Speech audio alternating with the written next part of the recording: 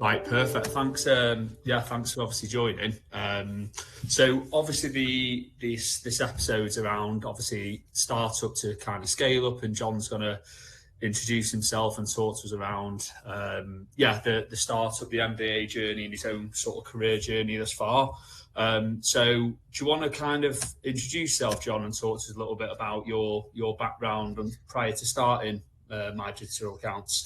Yeah, thanks very much, Sean. I'm 56 years old. I know I don't look that old. It's funny when you get to an age like this, you've got experience to share with others. In 1990, which doesn't sound that long ago to me, I qualified as an accountant with PwC. Like a lot of accountants in the Big Four, I then went to work in the consultancy department and ended up as a factory manager, making airline meals. You know, the little sandwiches that you get when you get on a plane. Eventually, it was an American-owned company. I ended up working in San Francisco. So now I'm a tech guru or a software guy. I like to explain the fact that I used to work in Silicon Valley. What I don't explain to people is I was only putting sandwiches on planes.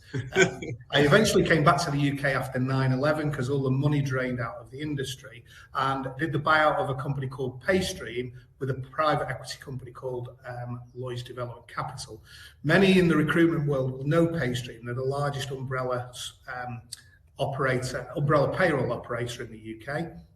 I left PayStream in 2009 to start and started an accountancy company in a similar industry. I eventually then, the business was growing, but it was very, very reliant on its software. And the software was run by a one-man band. We were very conscious of the fact that was a risk area for the company, a single point of failure. I knew somebody in India from a previous life, and together he became my co-founder, and we set up a development house in India and the UK entity. That's how My Digital came into being, which was in 2015. Yeah, so I suppose after your kind of extensive background in finance and payroll, etc., what kind of made you start your own software business in MDA? Yeah, I mean, hopefully I'll be able to explain a bit later. Before you embark on a startup, you know, think about it very carefully.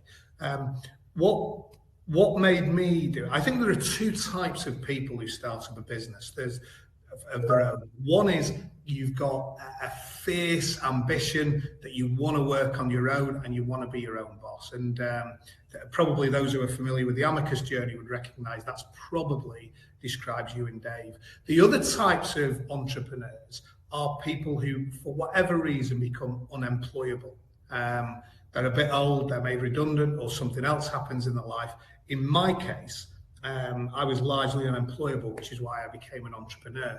I stumbled into My Digital as a result of one of my other companies I mentioned that I'd started up, and that's how it came into being. That I was always going to work on my own from about 2012. My Digital was simply the next incarnation.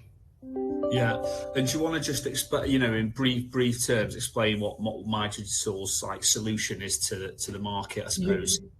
Yeah. So as you know, I'm an accountant by background. My Digital actually started life as an accounting product, looking after temporary workers. It then developed into an umbrella payroll. Software product. For those of you not familiar with the umbrella world, it's a payroll process with kind of margins and other complicated calculations that My Digital was able to cope with. The other more standard software wouldn't be incentivized to invest in, because Sage's market is more mainstream. Ours was niche. So My Digital runs timesheets and payrolls, and there are 70,000 contractors processed through the system every week.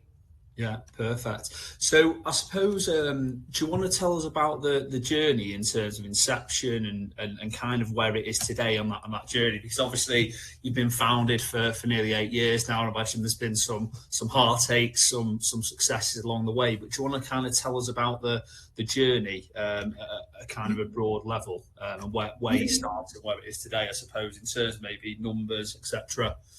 Yeah, so 2015 to 2023, yeah, as you say, 8 years to get to that 70,000 individuals processed through our system. And we're not business to consumer. We only sell to businesses. So our relationship is not directly with the contractor, it's with the intermediaries that actually pay them. So when we started My Digital, the initial customer was, of course, the accountancy company that had been established. We were developing the software, and I quickly fell in love with what we were creating. And I knew that it could be sold wider in the industry. But in order to do that, I could not be running a competitor company. So a management buyout was organised from the accountancy company, and then effectively from that point on, from 2015, I began to sell the software into the wider market.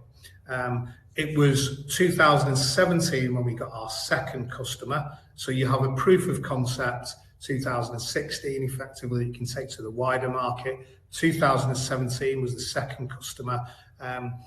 Then when we went beyond that, and we'll come to the funding journey in a second, but a big inflection point for the company was in 2019. Our revenue at that point was around about 200,000, £250,000 a year in 2019. We got some institutional investment, and that was an inflection point from which the company then progressed. I think at the time we probably only had about 15 customers. We then from 2019 onwards to the present day, I don't want to say it's like a snowball rolling down a hill and it gathers pace and it gathers mass. It makes it sound a lot easier than it is. But the injection of cash allowed us to scale our business to the point where it has now got beyond startup to scale up. The most significant part of the journey for me, Shaun, was the point at which we broke even. And we broke even sometime during 2021, in the summer of 2021. Might not sound like a significant achievement to people outside, but in terms of a business, I think it's true to say the difference between a startup and a scale-up is a scale-up has achieved break even.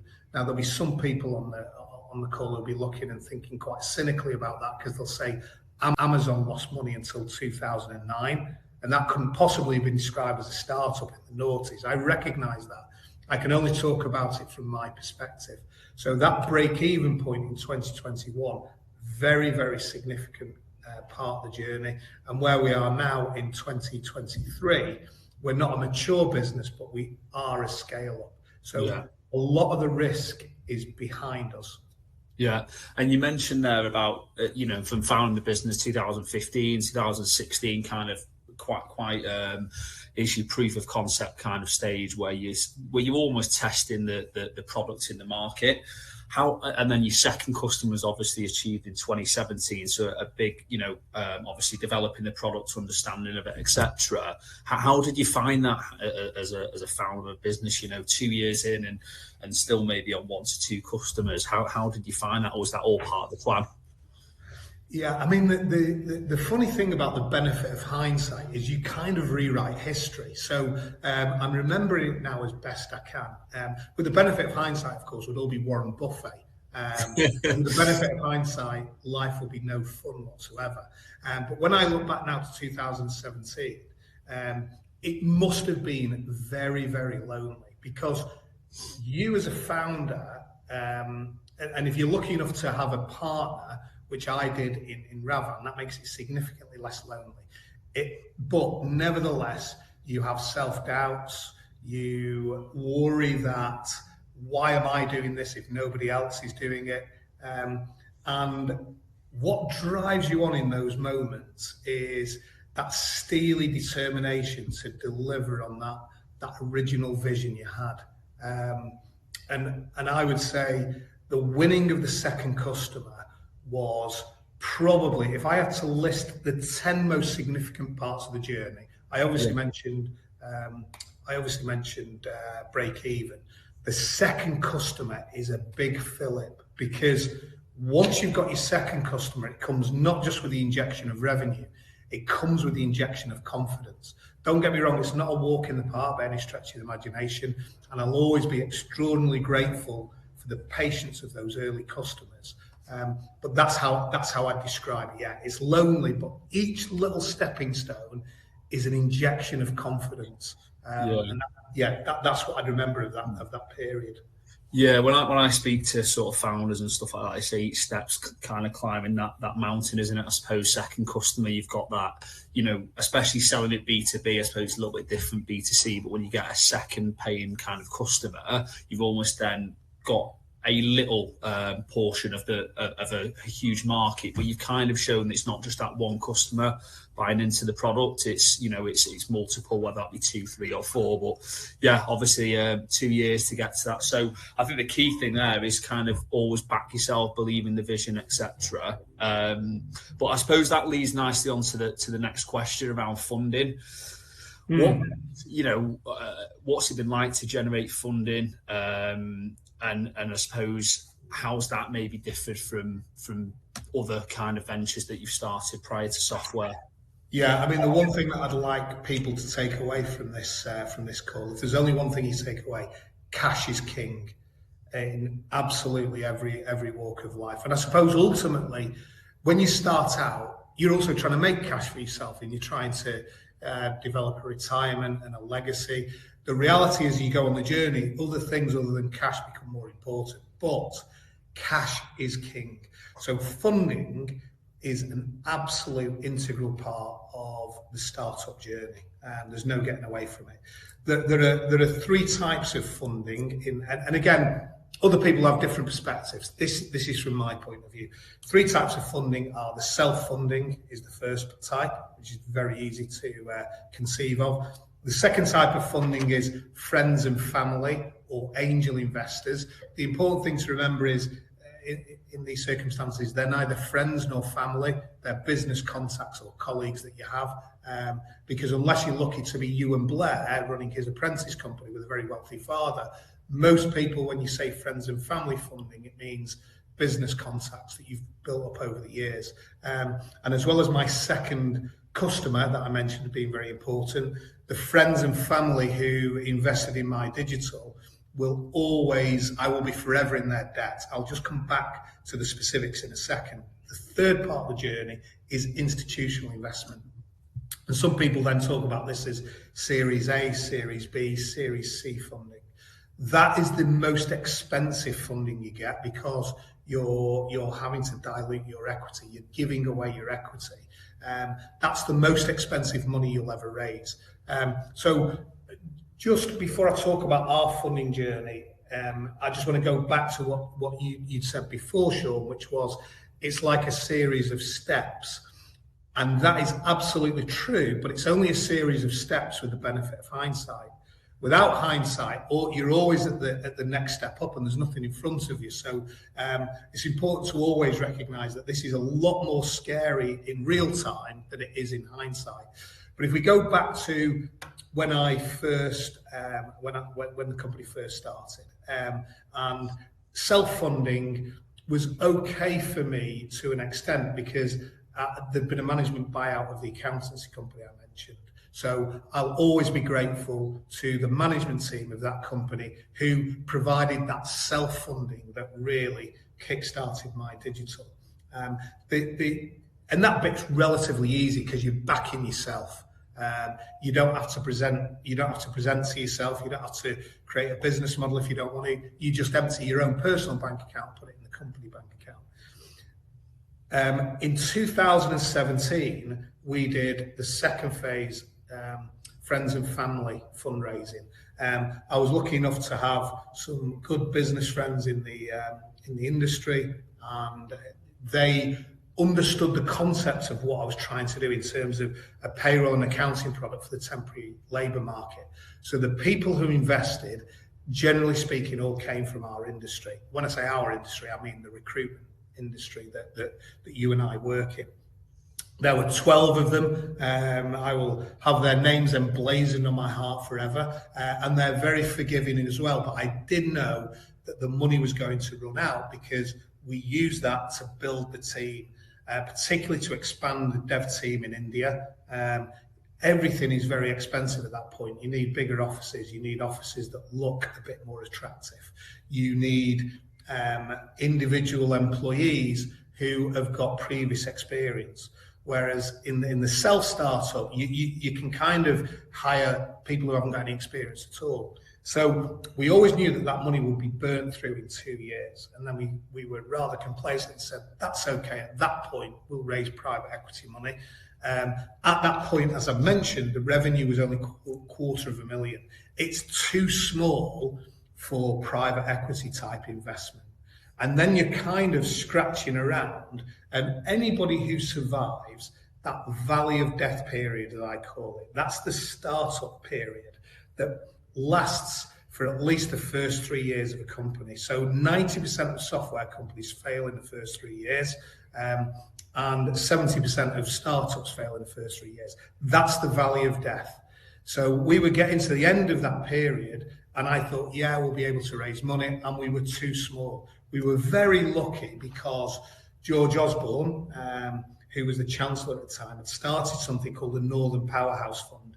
And it was designed specifically for companies like MyDigital, who were in that twilight zone where they had lots of potential, but they were too small for traditional institutions to back. And so we were fortunate enough to stumble into the Northern Powerhouse Fund.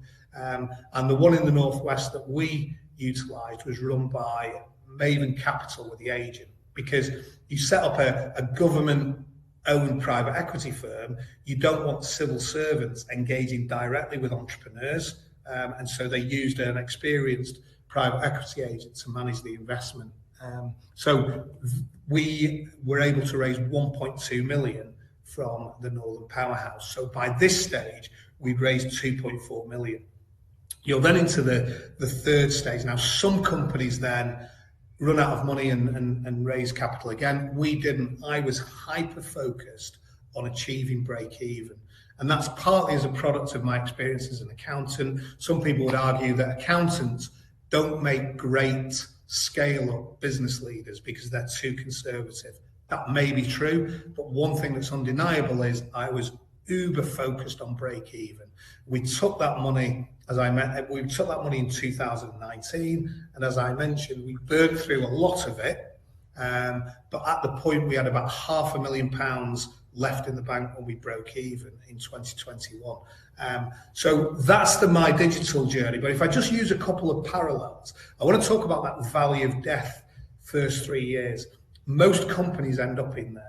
And some people on the call will be familiar with the likes of Hiring Hub, a product business that seeks to put candidates and clients together to eliminate the human intervention in the recruitment process. Hiring Hub just about made it through that 3 years, but it left the equity behind for all the seed investors. So you still hear about Hiring Hub today, but that was one of those companies that raised all that money. It kind of survived, but everybody lost their equity. There's no shame in that, and it's not to do with lack of effort, let me tell you. An example of something that's been successful, again in our market, is Access Technologies that some of you will have heard of. In fact, I'd be surprised if some of you aren't using a lot of their products. Their timesheet products and payroll products are very dominant in the market. Access Technologies did a refinancing, as you call it, or a further buyout last year at a valuation of £9 billion. Now, what's so extraordinary about that achievement is that company started in 1991, and it was called Access Accounting. It was a software product started by a guy in Colchester, of all places. A number of things happened in that company, but in 2010, they sought private equity investment at a valuation of £50 million. They achieved that, and then in the last 12 years, they've turned that value from 50 million into 9 billion. It's an extraordinary achievement, and they are a brilliant example of how the funding model can work very effectively over a period of 12 years. They've turned 50 million into 9 billion, and who wouldn't be happy with that? Yeah, I suppose the obviously you were fortunate, to have the startup capital to invest initially yourself. A lot of companies obviously maybe don't have that luxury, etc. And I think the thing that's maybe materialised, especially the last 12-18 months, is there's not as much free cash in the market anymore, right? So a lot of companies are having to get to that proof of concept, revenue generation a lot earlier than perhaps they were a couple of years ago. And I think obviously that was your key step, is obviously turn it into a revenue generator. No matter how small that is, early doors, a lot of companies are 3-4 years down the line before they actually even have paying customers, even longer in some instances. So it's interesting, obviously, that you were generating revenue quite, in a shorter amount of time than other businesses. What I would say, Sean, just sorry to talk across you there, the type of industry that you do a startup in will, your cash requirement will be significantly different. If I can just draw a broad parallel between services business and product or goods businesses, if you want to do a startup where you're reselling oil, for example, you need massive amount of cash to be able to buy the stock, etc. With a software company, you need significant amounts of cash to generate a software product that people will buy. In the services industry, you don't need as much cash. So think about the recruitment market. You simply employ people who then will generate revenue for you there and then. So you don't need quite as much cash. It doesn't mean, though, that a services business is easier to run than a product startup. In some ways, services is harder because you rely on carrying the people with you, because that's your asset. You're absolutely right. I was very lucky, having done startups previously, that I had some cash behind me. So that bootstrap stage, as we call it, and my ability to self-fund did give me an advantage. But most software and product businesses don't have that luxury. So they either find an initial angel investor, or they just have to accept it's going to take a lot longer than they might like. Yeah, it's a really good point you raise. Yeah. So I suppose in terms of, what challenges have you found and when starting a software business? Obviously, you've had a couple of other startups in that payroll kind of accounting sector. How does it kind of differ? This is your first kind of software venture, isn't it? So what should have been, some of the challenges, and I suppose how does it differ from other businesses? Yeah. So, I mean, that's such a great question. I mean, when I was doing accountancy startups, that was right in my comfort zone. My head is built like an Excel spreadsheet, which means that things like cash forecasting comes second nature to me. The downside of that is you don't want to get stuck next to somebody like me at dinner, because it'd be a very boring conversation. But moving from being an accountant to being a software expert, what challenges did I face? Well, I didn't have a natural subject matter expertise advantage over others at the time. So it is a bit of a leap of faith, but I was able to find a partner in my good friend in India who helped me set it up. So I was able to lean on him. That was one of the biggest differences with the service companies that I'd run in the past. So that's a big challenge. Make sure you know more about your industry than even the competition. Find a niche, find a like-minded partner, because they'll keep you going during the tough times. The other challenge that you inevitably face is you are naturally controlling if you're a startup. you will probably be naturally controlling as an individual, because you will constantly be nervous about the cash position. That will naturally make you controlling. As the company begins to grow, you have to become less controlling, and that's probably against all your instincts.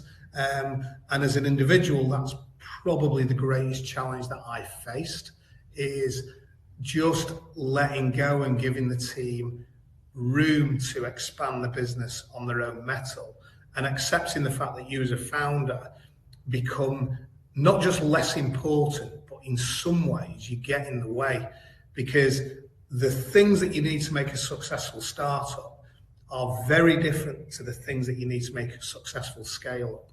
So some of those personal things, personal personality traits, I think are the biggest challenges that anybody will face. Yeah.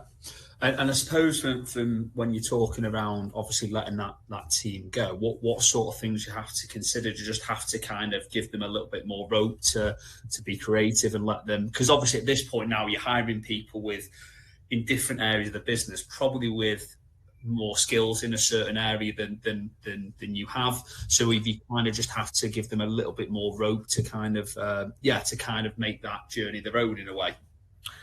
Yeah, it's not easy, and if one of my executive team was sitting on this call, so I think about Dan Moss, who's my chief operating officer, who was employee number one. He would probably still describe me as a little too controlling, and that may well be correct, but it's not for the want of trying, and I'm certainly less controlling than I was. What happens to an extent, Shaun, is it happens naturally. So just to touch on to the work that Amicus and other recruitment companies do, and you guys are focused on tech, so you'll be very familiar with this. And as a startup, it's frustrating for a recruiter, because you will be conscious that cash is very important. So somebody writes a job spec for somebody that you know is £150,000 in the market, and then they tell you they've got a budget of 40,000. And I think you and I may even have had some of these conversations in 2018-19. But eventually you start to hire people with more experience, and those people with more experience lead you in a slightly different direction, and they kind of force you to become less controlling, because the force of their personalities, their confidence in their knowledge, and almost the more skilled the individual that you're hiring, the more ability the company gets to scale itself up without its founder. So those bigger hitters are a crucial part of that journey. Now, it does create some significant challenges from a personality point of view. Everything looks easy in a textbook, but the people who get you to that scale-up point are the people who are good in a startup. How do you stay faithful to those people when you bring other people into the business later into the journey? Psychologically, it's extraordinarily difficult, both for you as the CEO and founder and for the individuals who help you through the journey. The only advice I would have on that, and my advice isn't necessarily perfect, but I would say be open. Try to be open as far as you can be in terms of what the business will need in the future. So one thing that we have always had, as well as a 3-year business plan, so you can imagine my cash flow forecasts go out 3 years. They might not be accurate, but I feel comfortable the fact that I've got them. Yeah. But we also have an organisation chart that's obviously today. There's one for 1 year's time, and there's another one for 3 years' time. And be open with your executive team as you formulate those organisation charts. Because you cannot afford a CTO, even though you're a software company, when you start. But when you're scaling up, you absolutely need a CTO. And if you can envision that by putting it onto a a proposed organisation chart, it just makes it a lot more comfortable for everybody when it comes to having the conversation when you are hiring somebody, because it's always been there. So yeah, the marrying the incumbents with new resource that you bring in is an important balance to get right. And one of the other learnings, and I may refer to some other individuals a little later on, is if you bring in a big hitter, assume they're only going to be 50% as good as you think they're going to be, because I think that's a pretty good benchmark. So if you can develop people from within, and that necessarily means hiring young people, hiring people who are not quite at the level you need for the role, that's probably quite a good investment for the future. So yeah, that's how I'd answer the question. Yeah, I think obviously being in the tech industry, I know a lot of companies may, the first 3 or 4 employees want a CTO, but I think when you actually delve into it's just a job title. At the end of the day, they're actually a lead developer, just developing a product that the founder has. Because typically the founder, it's like yourself, you kind of be the product expert. This is what we want the product to look like, and you're kind of giving some of that technical, entrepreneurial to kind of get to that end point. But like you said, you probably initially, in my experience, don't need an official CTO who's kind of running the strategy, so to speak. Yeah, I would add to that actually, for anybody listening as well, be very conscious that when you give a title, you can never take it away again without ripping the heart out of the individual. And be very careful about giving those titles, because I often say this about salaries as well. You've got to be conscious of the psyche of the individual. You give somebody a CTO title, they'll feel good about it for 4 weeks, then it'll soak into the baseline. You ever take it away again and it'll rip the heart out of your relationship with the individual. So just be very conscious of that as you're growing. Be measured in what you're giving. Bonuses are far easier to give than salary increases, is another example. So they're the kind of things to keep it in mind. Always have a longer term view, because when you try and have a longer term view and then work back to the present, it might take some of that, it might reduce the risk of making some of those errors. In terms of a business as well, and starting a business, I often say to people, think about what the world will be like in 25 years' time, then work back and see if you think you're going to be in the right place. So I wouldn't start a taxi firm, for example, because in 25 years' time, predominantly we'll have driverless cars.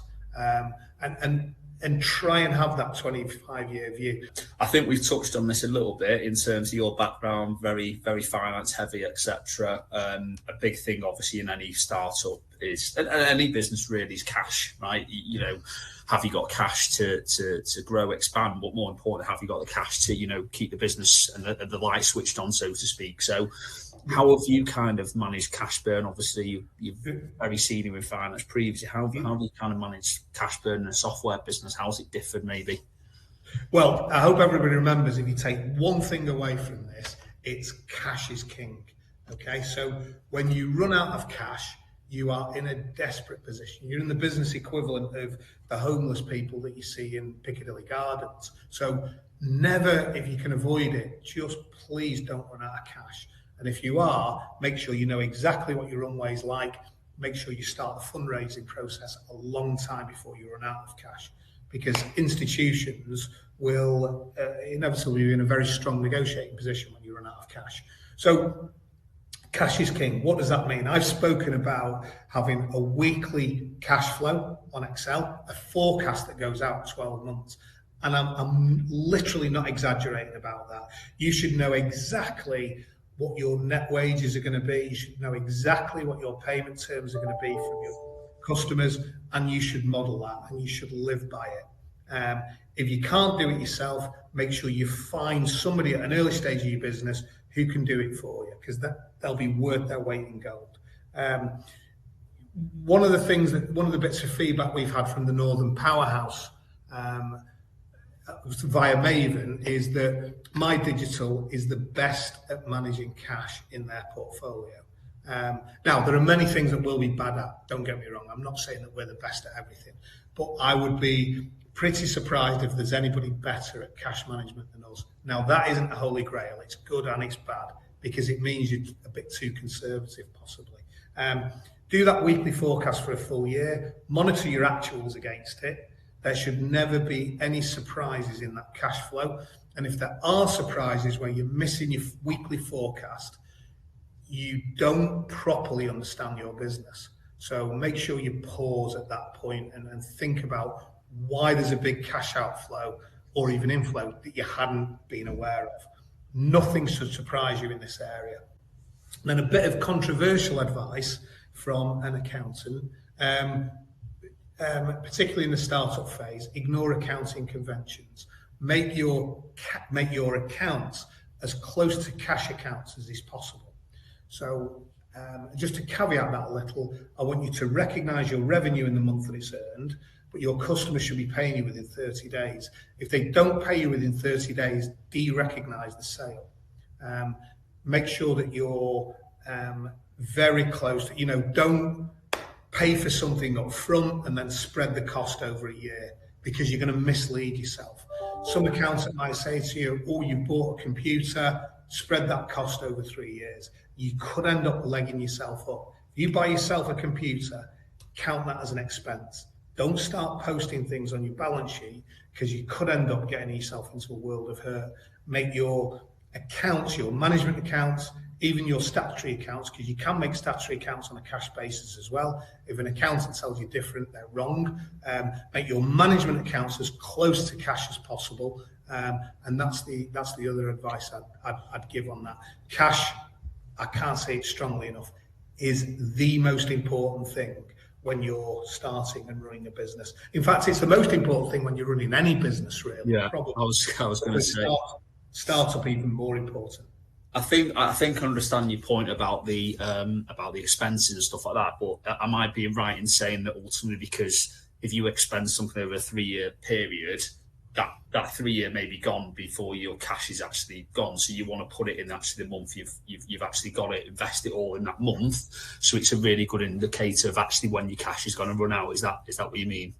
Yeah, absolutely. And I go a bit further. Accountants make it sound like an art doing it. All accounts are is your bank statement presented in a slightly different way.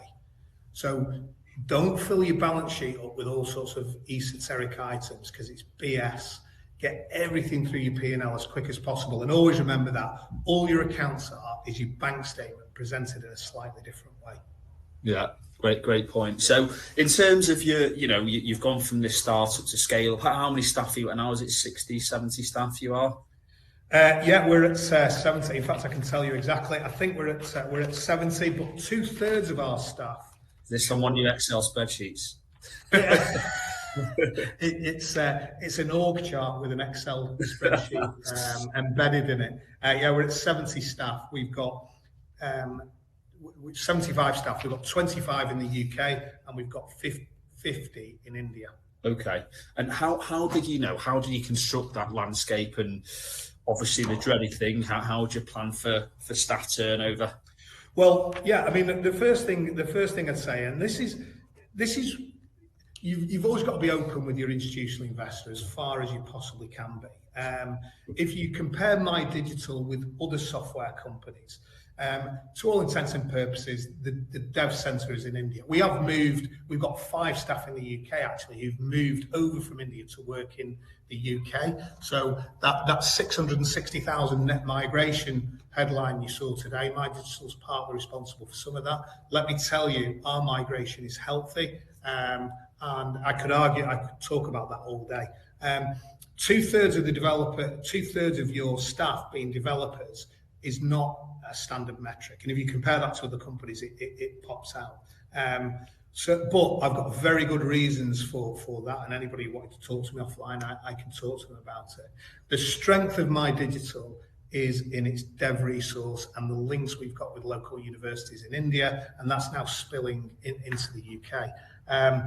Planning for staff turnover is something that very few businesses do. Now, we've been lucky in India specifically. Our staff turnover has always been below 10% in those years from 2015 to 2023. The standard software industry turnover in India is more like 25%. In the service industries, it's even bigger, it's 40%. In the UK, believe it or not, I'm slightly embarrassed to say this, but in the year ended March 2022, our staff turnover in the UK was 44%. In other words, half our staff were left and were replaced. In the year to 31st of March 2023, it was only 10%. That must be natural when you go through scale up to startup. I'm guessing, I haven't really got much to compare it to, but that figure was a shock, but it was necessary. So what do you do in terms of planning for staff turnover? Well, not planning for it, you're almost guaranteed you're going to bust the budget you've set for recruitment. So I would say, look at your historic staff turnover figures, and at the very least, bake in 10%. That should be your recruitment budget starting point. Then you've got other roles that you'd hire for, add your recruitment budget onto that. So I would say, plan for it, put it in your forecast, put it in your financial forecast, and use your organisation chart to understand where your position is going to come from over the next 3 years. The other little tip I'd have is, and you'll like this as a recruiter, Shaun, but something genuinely I've learned. In the early days when I was doing startups, I was squeezing recruiters down and probably almost being quite proud of the fact that I was moving it from 20% market rate down to 14%. It is a false economy. My advice to people would be, make it 25%. Give your recruiter 25% in starting salary, because you've got a better chance of getting the best candidates.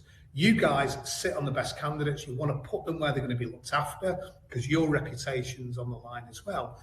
But more importantly, make sure that you both get the benefit of it. So don't squeeze your recruiters down on margin. That would be a piece of advice. Cheers for that, John. Yes, there you go. No, I think that's a good point in terms of that. You know, I can obviously add some flavor. I think the more invested you are in a recruiter, the better you'll get back. Right? We all know that, especially in the development market, there's a certain level of turnover, especially the first 3 to 6 months. So the more invested you are in that recruitment partner, the more likely you're going to get on favourable stuff. Maybe paying a bit more at the front end. But also you're getting more in return at other bits. You know, there's certain solutions that some recruitment companies offer where they even spread that payment over 12 months at a return for a higher investment. So again, you know, it's good from a cash management perspective, cash flow. So I suppose, you know, what does the next 3 years look like for MDA? And you know, like many founders, do you have an exit strategy? Has that been there from day one? What does that look like? Do you know, an interesting thing is I find a lot of people being coy about this subject. Well, look, let's face it. If you've got institutional investment, you're always up for sale. There's no doubt about that. Some people are uncomfortable talking about it. I don't think I am. So our institutional investor, the Northern Powerhouse, who I will be forever grateful for, invested in 2019. So they've been in 4 years now. Typically, the institutional investors look to get out between 3 and 5 years. So it's realistic to think that at some point in the next 2 years, there'll be some kind of liquidity event. That doesn't mean to say that I, as a founder, will be leaving, but it means that our institutional investor needs their money back with a return. That's absolutely appropriate, and we are committed to making sure that our institutional investor gets that return. Because it's a quasi-government fund, I'm expecting that if they get 2 times their money, I'll get an MBE as well. But where will an exit come from? Somebody wise once said to me a few years ago, whatever your exit strategy is, wherever you plan that the investment's going to come from, it's almost guaranteed it'll come from somewhere else. But that's no excuse for not having a strategy. So our revenue now is £2.5 million. Our EBITDA is £0.5 million. Our profit after tax is £150,000. So EBITDA can be a very misleading figure. Remember what I said about cash is king. The only figure that means anything as a startup in the figures I've just read out there is the 150,000, because that represents cash generation for the company. This year it will obviously be significantly larger than that. But for an institutional investor in a software company, the most important number is revenue and EBITDA. So we're now at a point where we can go to market, and we probably are at a stage now where we're out of that twilight zone that the Northern Powerhouse helps us out with, where some of the bigger private equity establishments will be more interested. You know, people will always say to you when you start up things like, when you get to 1 million revenue, you'll have all sorts of people interested. Well, I got to 1 million revenue and people weren't as interested as I thought they'd be. And then people get to 2 million revenue. I got to 2 million revenue, and then it's just the brow of another hill. Then cash generation becomes the most important thing. So we don't have an explicit strategy to say we will do A, B, and C, and then we'll achieve an exit. But we're very, very conscious of the fact that with an institutional investment that's now 4 years old, there will be a liquidity event in My Digital in the next 2 years. What I would do is go back to the Access Technology story. Remember, in 2010, they took an investment they were valued at 50 million. Now they're valued at 9 billion. So I, as a founder, probably haven't got that 12 years left in me to get to 50 billion, but I am likely to stick around beyond the next liquidity event.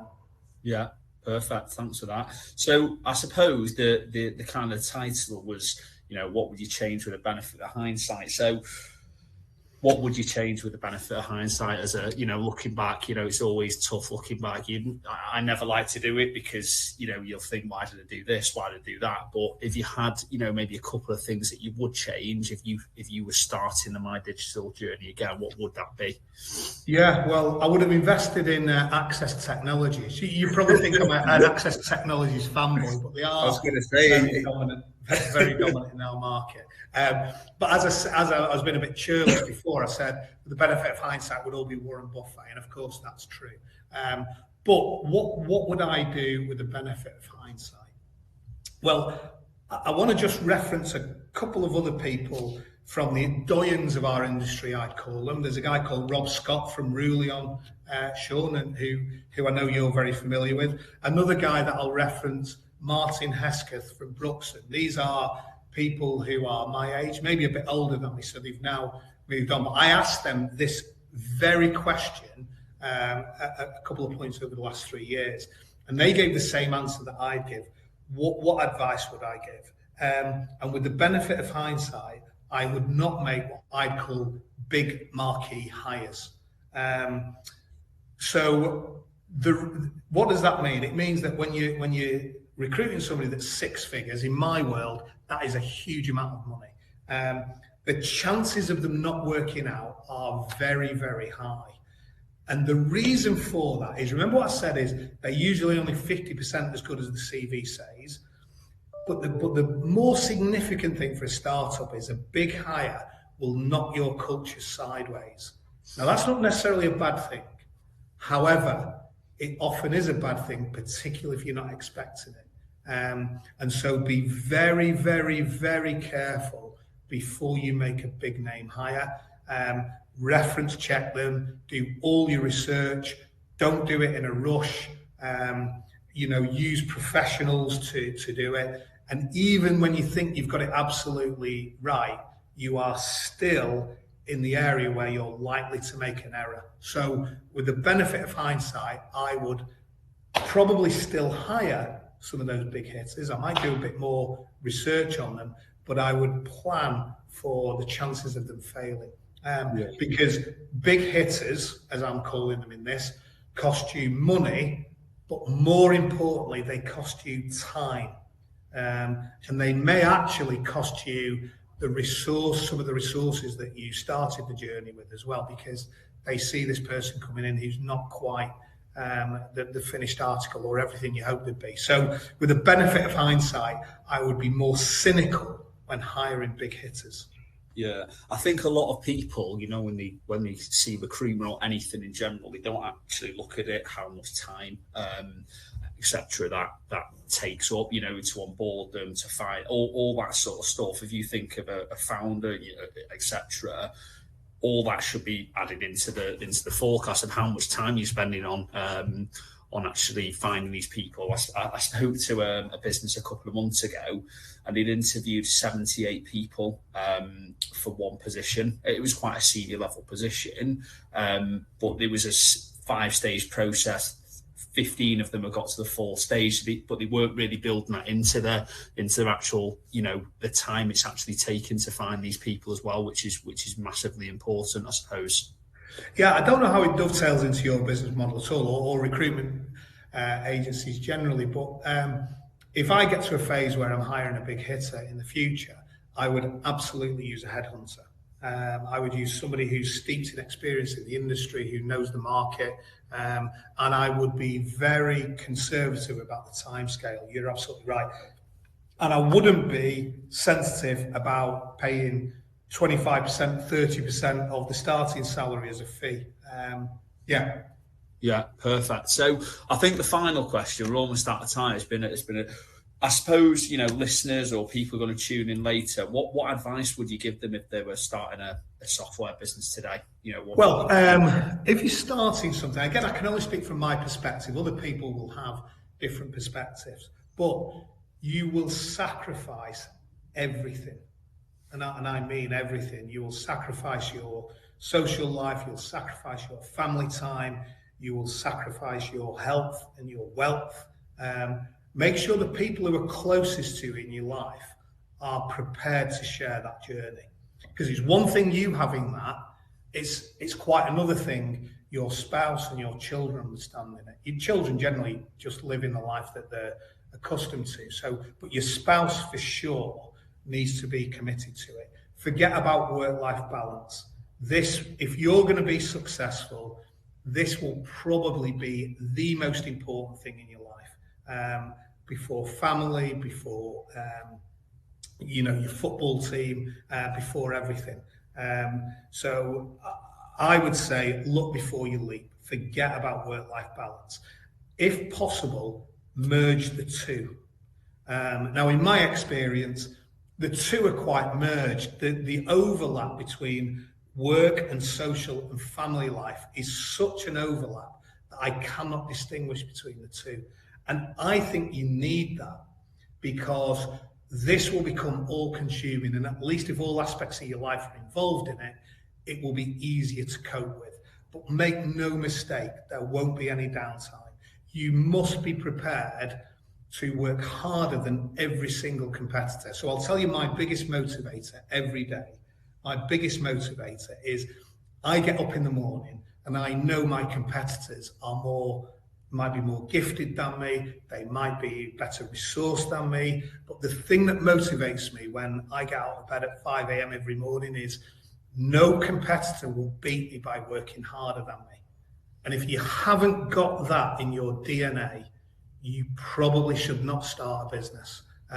You've got to be prepared to sacrifice everything, and you've got to be motivated to work harder than every one of your competitors. Yeah, it's a lonely place being a founder at times, isn't it? You know, I think you'll definitely experience that. I have in my journey. You know, there's people that you could share it with, but like you said, you've got to be prepared to go above and beyond. Your staff may work to a certain time frame, but you're always going. Yeah, they probably don't even see some of the stuff that you're doing, maybe over the weekend, early mornings, late nights, etc. So I think it's really important, like you said, that you've got to be prepared to sacrifice certain things, like most things in life. But when you found a business, you know, you've got to be prepared to sacrifice, because otherwise, I don't think you can maybe take it as far as you think. And yeah, maybe people will differ, but that's my opinion also. Yeah, I'll finish with this little anecdote about the weekend that's about to come. So my digital started in 2015, if you like the analogy. So I come from a big footballing family, as you probably know. 2015, my team, Stockport County, was in the Conference North when my digital started. as they've gone up through the divisions, of course, it's kind of mirrored my own life. And don't get me wrong, when I talk about it being all consuming, of course I do have hobbies. I'm a Stockport County season ticket holder. Stockport County are going to Wembley this weekend for the first time since 2007 in the playoff final to get to Division 1. That's extraordinarily important to me. And I'm not going to the game, and partly I didn't schedule my calendar properly. I didn't expect us to get to the final. But this weekend, I had arranged to climb Scarfell Pike with one of our customers and his wife. My wife's going as well. Stockport County got to the final. But ultimately, it's BBE, business before everything. And I am sacrificing that trip to Wembley because I've arranged to climb Scarfell Pike with one of my customers, and it wasn't even close. That was a sacrifice that I was happy to make because pressure and those things are a privilege. I'm privileged to have that customer, and nothing in my personal life will ever trump that. Yeah, I presume you'd be tuning up there on the Pike though, maybe, John, hey? Well, do you know what? The truth is I've managed to move it from Sunday to Saturday. So I will be able to watch it, hopefully with the champagne on ice. Who knows? Perfect. And I hope Stockport County's successes over the last 8 years continue to mirror my digitals. Perfect. Yeah. Well, that kind of wraps up. We're almost out of time. So, firstly, thanks so much for your time. There's been some brilliant insights into the background of a CEO and how it feels to grow a software business. Some great piece of advice. I think the main one, cash is king. I think it's a big. It's kind of an easy statement, but a lot of founders kind of get that wrong. They don't really think about the cash because once your business runs out of cash, that's it. So, brilliant bit of advice, really. And sometimes maybe that's been a huge strength of my digital, the fact that you've come from that accountancy background, that you've always had that at the forefront of your thinking, whereas somebody maybe come from a development background, something else into a software business, that's probably not maybe at the forefront of the thinking. So thanks so much for your time, John. Shall we finish on this then? Charles may be king in name, but cash is always king in reality. Brilliant. Thanks so much, John. Cheers. Speak to you later. Thanks a million, Sean. Good luck. Bye-bye.